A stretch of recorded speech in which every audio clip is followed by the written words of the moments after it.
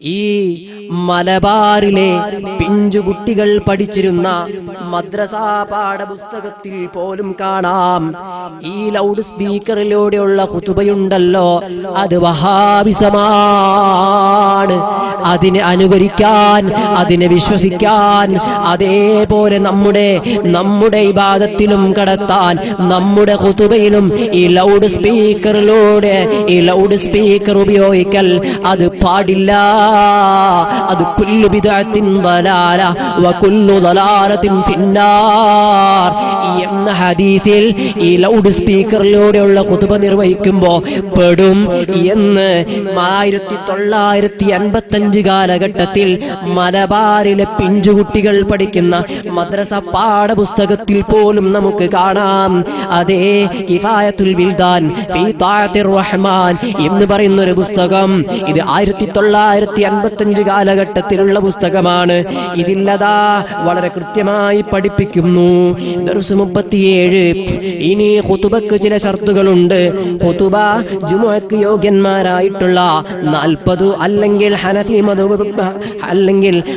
മദ്ഹബ് പ്രകാരം 4 പേർ കേൾപ്പിക്കുക. ഇതുകൊണ്ട് ഖതീബ് ആരോഗ്യവാനും ഉച്ചത്തിൽ ഓതുവാൻ ത്രാണിയുള്ളവനും ആയിരിക്കേണ്ടതാകുന്നു. അതാ വീണ്ടും തുടർന്ന് പറയുന്നു, തന്മൂലം ഉച്ചഭാഷണി യന്ത്രം ബിദ്അത്തും ആയതുപയോഗിച്ച് ഉപദേശം നടത്തുന്നതായാൽ തഹ്ദീദ് തർഗീബ് കൊണ്ടുള്ള ശരിയായ ഫലം അസാധ്യമാകുന്നു. 1918 ഈസവിയ ക്രിസ്താബ്ദം 1918 ഈസവിയ കൊല്ലം വരെ യാതൊരു പള്ളിയിലും ബിദ്അത്ത് പ്രകാരമുള്ള ഉച്ചഭാഷണി ഉപയോഗിച്ചു ഖുതുബ ഇസ്ലാമിൽ വരുത്തിയിട്ടില്ല. വരുത്തുന്നത് ശരിയുമല്ല. പുതുപ്രസ്ഥാനക്കാർ ആകാമെന്ന് ഫത്വ ചെയ്തിരുന്നാൽ തന്നെ അവർ സാധാരണ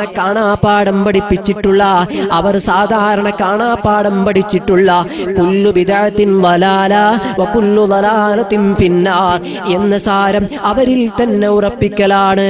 അതുകൊണ്ട് നമ്മുടെ പള്ളികളിൽ ജുമുഅയുടെ ഖുതുബക്ക് ഉച്ചഭാഷണി ആവശ്യമില്ല.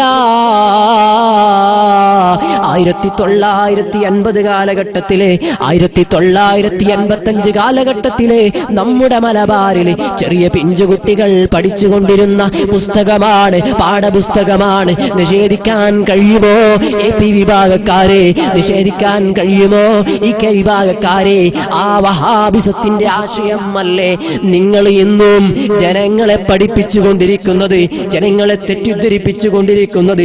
അല്ലാഹു തആല നമുക്ക് ഹക്ക് പറയാൻ, ഹക്ക് അനുസരിക്കാൻ, അത് നമ്മുടെ ജീവിതത്തിൽ പകർത്താൻ അല്ലാഹു തആല നമുക്ക് തൗഫീഖ് ചെയ്യുമാറാവട്ടെ.